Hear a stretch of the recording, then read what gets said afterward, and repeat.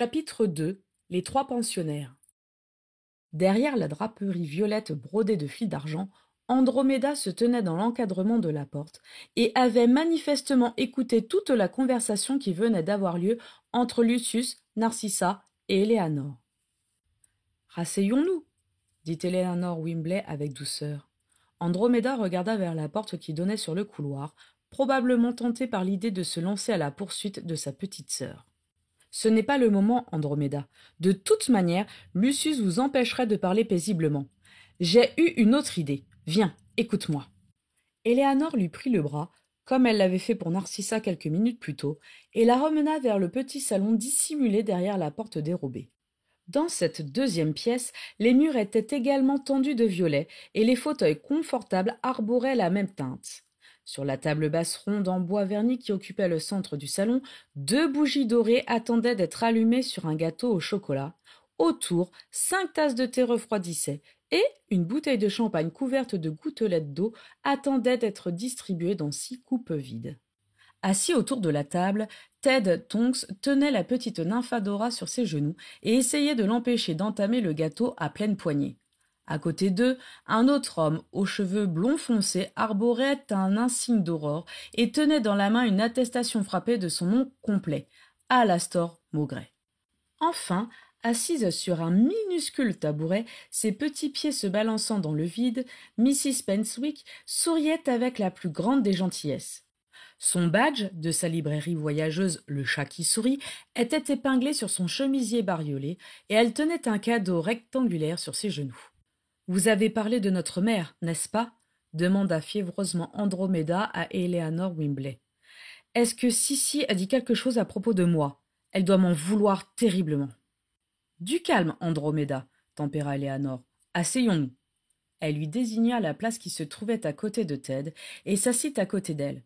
Aussitôt qu'Androméda fut assise entre eux, elle parvint à maîtriser un peu mieux son désarroi. « J'ai pensé à quelque chose pendant que je bavardais avec elle, poursuivit Éléanore. J'espérais vous donner l'occasion de discuter toutes les deux dans un contexte plus apaisé, et je crois avoir trouvé un moyen. Lequel? Eh bien, ce n'est pas facile. Nous savons de sources sûres que depuis que tu t'es enfui, Hector Crabbe continue de vous rechercher activement tous les trois, et de ce fait, nous devons absolument limiter vos sorties. Mais, Éléanore, elle a raison, grogna Alastor Maugret. Je vous confirme que cette enflure est toujours sur les dents. Si je ne l'avais pas lancé discrètement sur de fausses pistes, il vous aurait peut-être déjà trouvé. Non, je vous assure, il faut redoubler de vigilance. Ce genre de petite réunion doit absolument rester exceptionnel. Ted et Androméda échangèrent un sourire discret, amusés par l'humeur perpétuellement inquiète de leur ami Maugret. Il dit vrai, renchérit à son tour Mrs. Penswick d'une voix fluette. Il rôde sans cesse sur le chemin de traverse et ne se gêne pas pour intimider tous ceux qui seraient susceptibles de connaître votre adresse. C'est déjà la 5e fois qu'il me rend visite et ces hommes surveillent la librairie en permanence. Nous ne pouvions pas rester chez nous, alors même qu'Alastor vient d'être nommé Aurore de premier ordre, dit fermement Androméda. Certains risques valent tout de même la peine d'être pris. Oui, risque, claironna Nymphadora en se tortillant sur les genoux de Ted. De toute manière, ce pensionnat est à l'abri de Crabbe, dit Ted en caressant la nuque soyeuse de Nymphadora.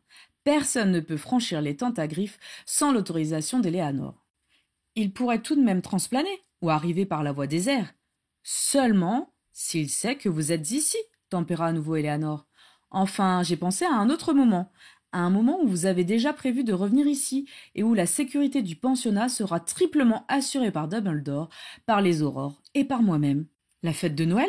Je ne suis pas pour, bondit aussitôt Maugret. Trop de monde, trop de danger. Je suis très heureux de vous voir aujourd'hui, mais... Nous viendrons, quoi qu'il arrive, coupa Ted. Le 20e anniversaire du pensionnat, je ne raterai cela pour rien au monde. De toute manière, l'invitation est déjà partie, dit Éléanore avec malice. Je l'ai glissée dans la cape de Narcissa. Androméda écarquilla ses yeux gris et Maugret manqua de s'étouffer avec sa tasse de thé. Tu lui as rédigé une invitation? Mais quand?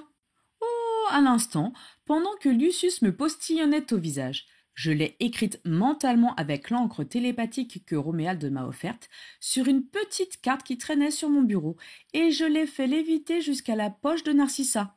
Ils n'y ont vu que du feu. Éléanore souriait, visiblement très fière d'elle. « Tu crois qu'elle viendra ?» demanda Androméda avec un mélange d'espoir et d'appréhension. Elle semblait attendrie et intéressée par ce lieu. « En tout cas, affirma Éléanore Wimbley, nous verrons bien. Avez-vous parlé de moi dans cette lettre? Lui avez-vous dit que je serais là? Non, pas du tout. Mieux vaut être prudent. Je ne doute pas de sa bonne foi, mais si Lucius ou son père venaient à lire cette lettre... Éléanore était ravie de son petit tour de passe-passe. Mrs. Penswick poussa un petit gloussement ravi, imité avec brio par Nymphadora. Androméda se mit à contempler le fond de sa tasse de thé.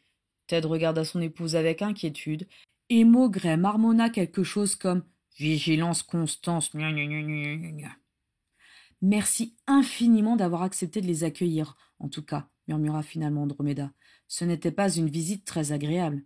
Oh, je n'aurais jamais accepté de recevoir Lucius seul, mais tu m'avais si souvent parlé de Narcissa que j'étais curieuse de la rencontrer. Je dois dire qu'elle est assez touchante, même si elle me semble un peu désorientée. C'est bien ce que je pensais, gémit Androméda en secouant la tête. Et dire que j'avais confiance en Lucius pour prendre soin d'elle, je me suis lamentablement trompée.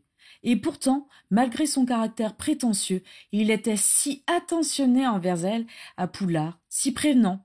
Il n'avait rien du grossier personnage que nous venons d'entendre. Pas besoin d'être un enquêteur de la police magique pour deviner qui est derrière tout ça, dit sombrement Alastor Maugret.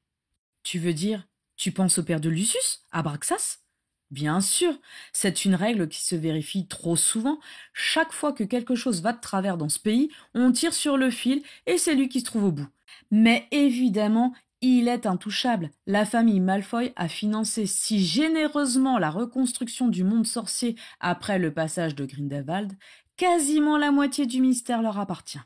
Oh misère, gémit Androméda et enfouissant son visage dans ses mains. Quand je pense qu'elle habite sous le même toit que lui. Éléanore lança un regard appuyé à Maugret pour lui signifier que ses tentatives de réconfort n'étaient pas très adaptées. Ted, lui, se contenta de poser timidement sa main sur l'épaule d'Androméda. « Tu ne pouvais pas deviner que ça se passerait comme ça, murmura Ted. Et elle non plus. Mama, gazouilla Nymphadora en tendant les bras vers sa mère. Mama. Androméda regarda sa fille et sourit faiblement. Oui, mon ange, tu as raison, murmura-t-elle en embrassant son petit poing. N'y pensons plus. Nymphadora avait tout juste 2 ans. Ses cheveux roses chewing-gum hérissés autour de son visage joufflu résistaient à toute tentative de démêlage, et chaque fois que Ted ou Androméda s'y risquaient, la petite se mettait à pousser des rugissements dignes d'une lionne adulte. « Elle a eu du mal à se tenir tranquille, soupira Ted. J'avais tellement peur qu'on l'entende depuis le bureau. Heureusement, Alastor l'a distraite.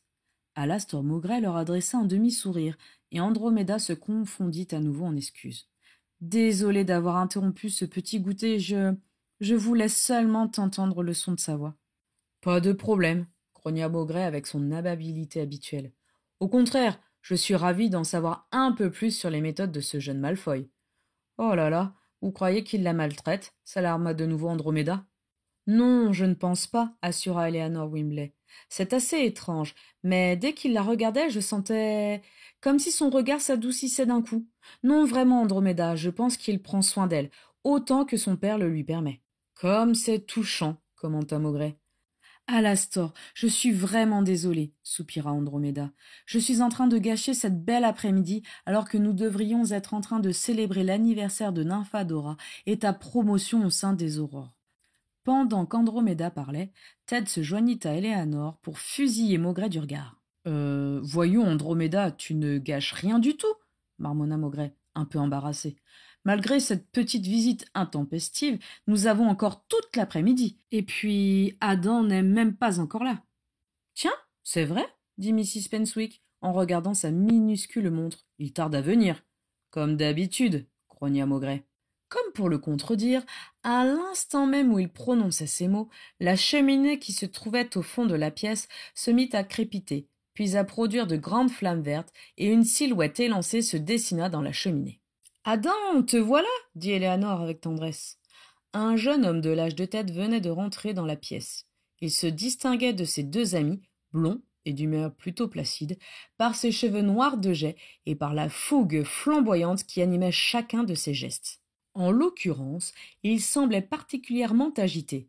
Vêtu d'une cape violet foncé, il regarda un à un Eleanor, Andromeda, Maugrey, Ted et Mrs. Penswick avec suspicion, l'index tendu devant lui. Qui articula-t-il simplement. Qui a fait ça? Que se passe-t-il, Adam? Eleanor, c'est toi? Mais enfin, calme-toi un peu, je t'en prie. De quoi parles-tu? Sans répondre, le dénommé Adam extirpa de sa cape une enveloppe froissée et parcheminée frappée du sceau de Gringotts. Regardez ça, murmura-t-il. Maugrey s'empara de l'enveloppe et entreprit de l'examiner sous toutes les coutures. Elle n'est pas ensorcelée, dit Adam exaspéré. Je l'ai déjà ouverte. On ne sait jamais, grogna Maugrey. C'est la procédure. Il poursuivit son examen minutieux, puis l'ouvrit et se mit à la lire avec attention avant d'écarquiller les yeux avec stupeur. C'est une plaisanterie, murmura-t-il. Que se passe-t-il? Le jeune homme aux cheveux noirs les scruta du regard, essayant vainement de détecter la moindre trace de mensonge dans leur comportement. Ce n'est donc pas l'un d'entre vous, dit-il déboussolé. Mais alors qui? Ça suffit, Adam, le coupa Eleanor avec fermeté. Assieds-toi tout de suite et explique-nous ce qu'il se passe. Eleanor était bien la seule à pouvoir lui parler avec une telle autorité. Adam accepta de cesser de remuer dans tous les sens et s'assit à la place que lui désignait Eleanor entre Maugrey et Mrs. Penswick. Soit, dit-il en se tordant nerveusement les mains. Bon, vous n'êtes pas sans savoir que depuis des années, depuis l'incendie en fait, la banque Gringotts se permet de m'interdire d'accéder complètement à mes comptes pour de prétendues enquêtes et que je dois me contenter de retirer quelques galions par-ci par-là sans avoir accès à l'intérieur du coffre. À mon avis, ce sont Pixus Crab et Orion Black qui sont derrière tout ça, corrigea Maugrey, et ils lancent ces alertes pour entraver leurs ennemis dans leurs mouvements financiers. Peu importe, car je viens d'obtenir gain de cause, coupa Adam. Après avoir examiné à plusieurs reprises chaque galion qui se trouvait dans mon coffre, Gringotts a décrété que personne n'y avait dissimulé quoi que ce soit d'illégal. Excellente nouvelle, se réjouit Ted en levant sa tasse de thé. Sauf que... Il est vide, demanda anxieusement Eleanor. Adam éclata de rire. Oh non, loin de là. Nymphadora le regardait avec de grands yeux craintifs, soudain intimidé. Adam prit la lettre de Gringotts à Maugrey et la fit passer à Eleanor, qui la lut à son tour. Mon Dieu, dit-elle au bout de quelques secondes.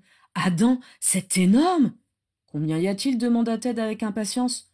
Plus de 100 000 galions, dit Adam avec un sourire. Tout le monde écarquilla les yeux avec stupeur. 100 000, c'est incroyable. Mais d'où vient tout cet argent? De tes parents? À cette question, Adam s'assombrit aussitôt.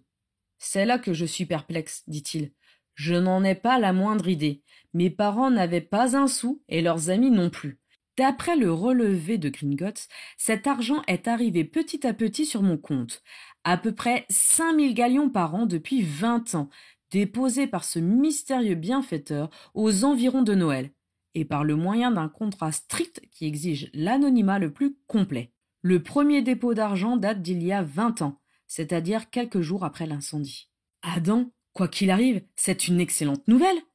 Peut-être, mais qui que ce soit, pourquoi se cacher de moi? Pourquoi ne m'avoir rien dit pendant tout ce temps? Tu n'as trouvé que des galions dans le coffre? Pas un mot, pas un indice? Si, il y avait cette enveloppe violette, dit Adam. Éléanor, j'étais sûre que c'était toi. Adam, enfin, rit Éléanor. Premièrement, la somme dont tu me parles est complètement en dehors de mes moyens. Et deuxièmement, si je possédais une telle fortune, penses-tu que je la réserverais à un seul de mes pensionnaires? Adam haussa les épaules, un peu renfrogné. Il ouvrit lentement l'enveloppe violette, en extirpa un parchemin assorti et le posa sur la table afin que tout le monde puisse le voir. Une écriture élégante avait tracé ces mots à l'encre argentée. Tel le phénix, l'espoir renaît de ses cendres. C'est ce qu'il y avait écrit sur le parchemin, dit Adam d'une voix blanche, sur le morceau de parchemin que je serrais dans la main cette nuit-là, quand Éléanor m'a trouvé dans le jardin. Oui, oui, je me souviens. Qui d'autre avait connaissance de ce billet? Personne d'autre que nous, assura Éléanor. Ils s'échangèrent des regards troublés, renvoyés vers de lointains souvenirs. 20 ans auparavant, alors que le pensionnat venait tout juste d'être construit et que Ted était encore le seul enfant résidant sur les lieux, Eleanor Wimbley avait accueilli Adam Claring et Alastor Mowbray coup sur coup, juste après l'un des plus sinistres événements de l'histoire du monde magique.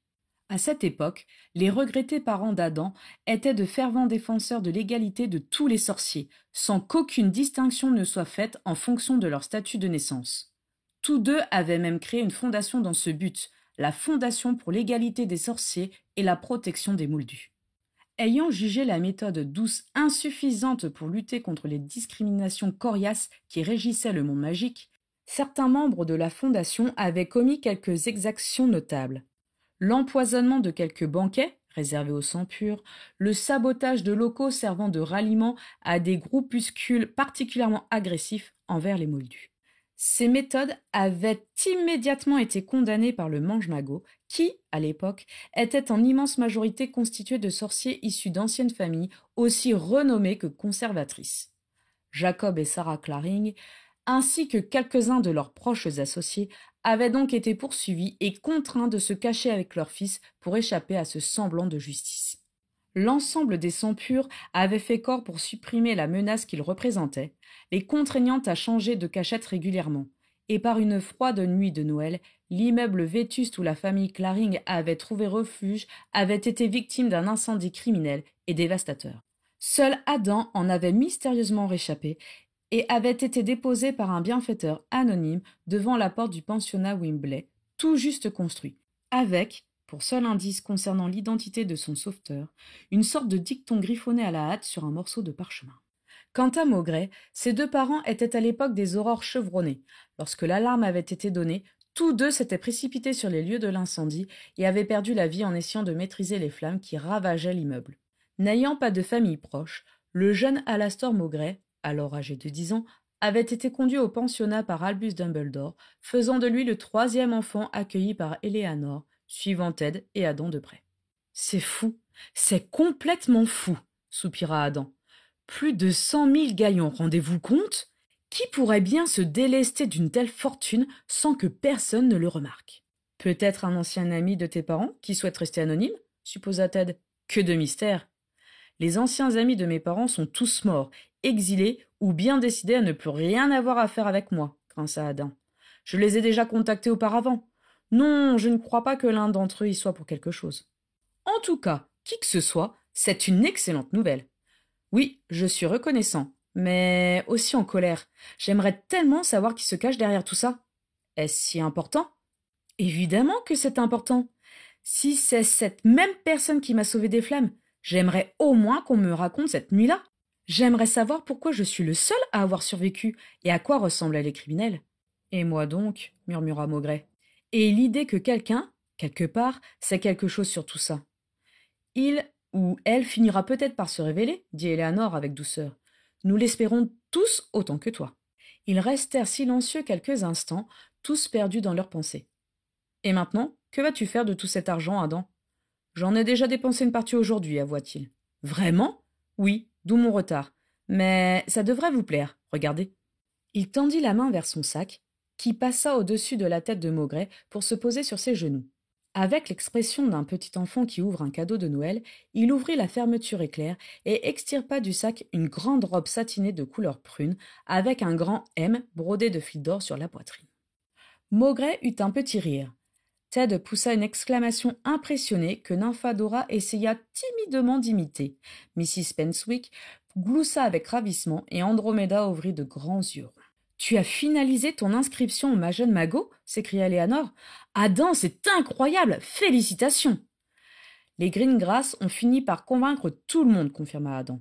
Il ne me manquait plus que les frais d'adhésion. Vous avez devant vous le remplaçant du vieil Albertus Giblet, qui prend sa retraite dans quelques semaines. C'est formidable! Tu dois être le plus jeune membre depuis longtemps, si ce n'est depuis toujours.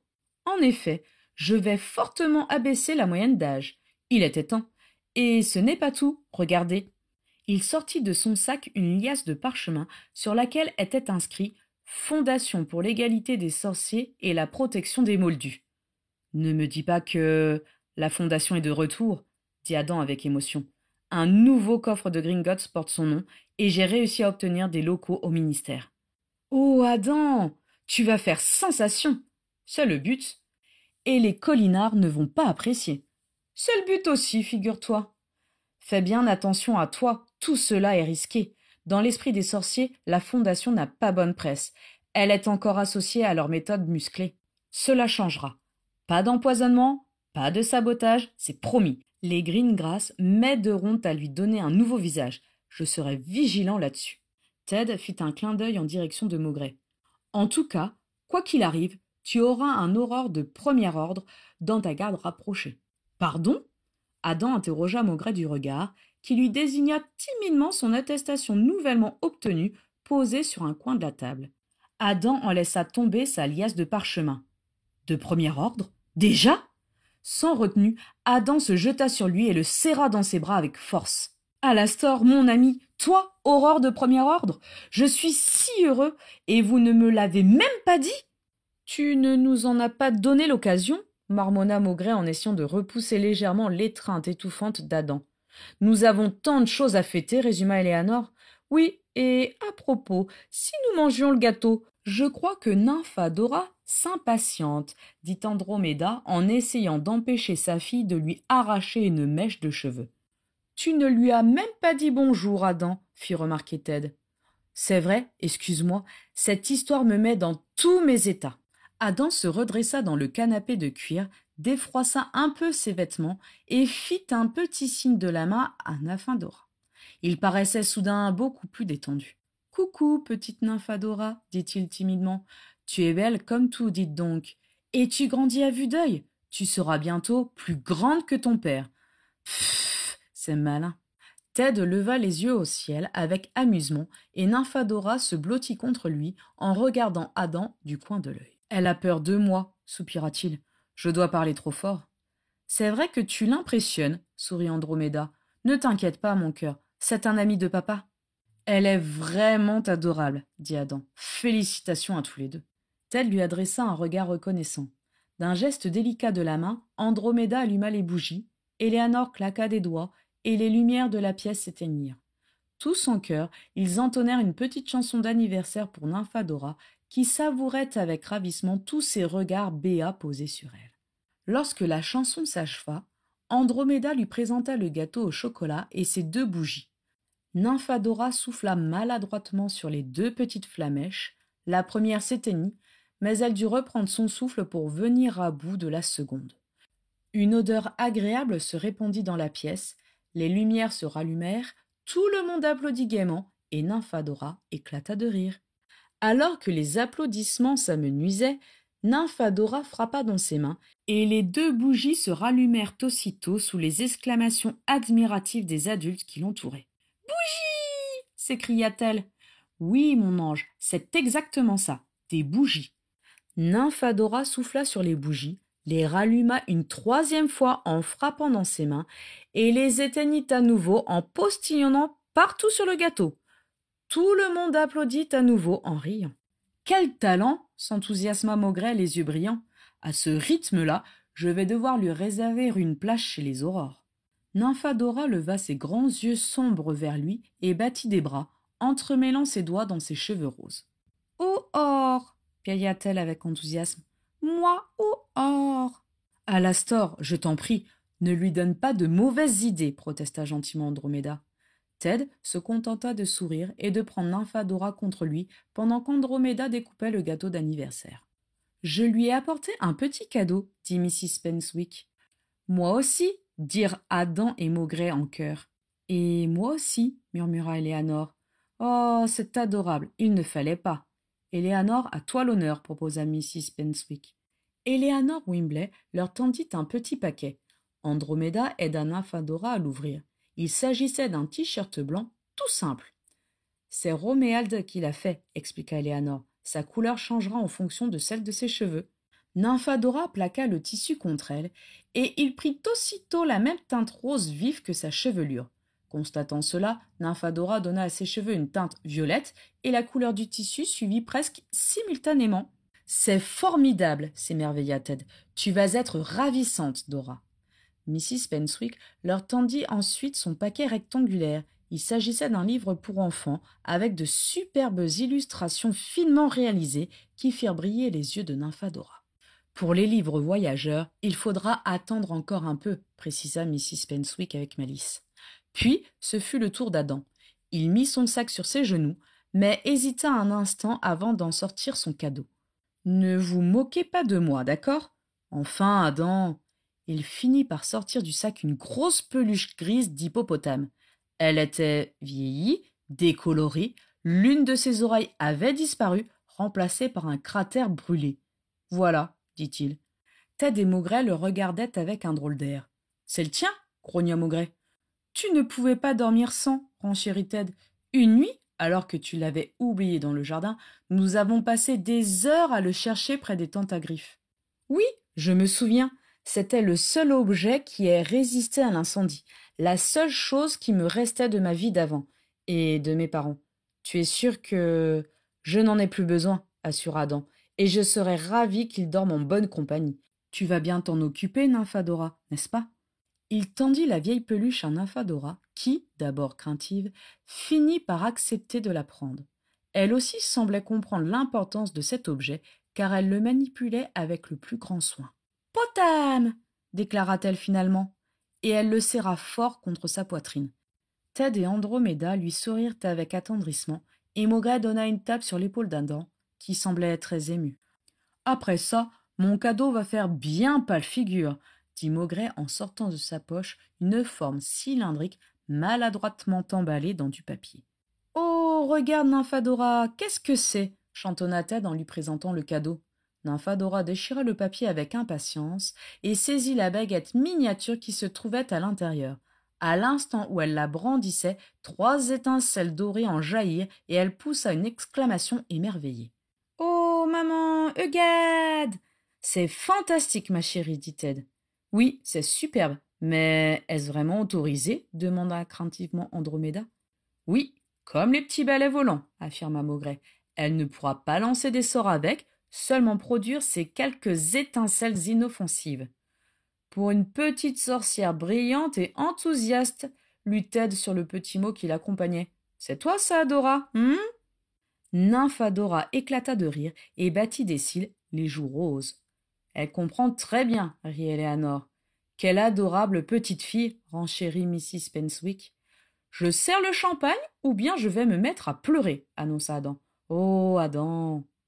Pendant qu'il remplissait les coupes, Eleanor se leva pour prendre une des photos qui siégeaient sur la commode et revint s'asseoir. Regardez ça, dit-elle avec émotion.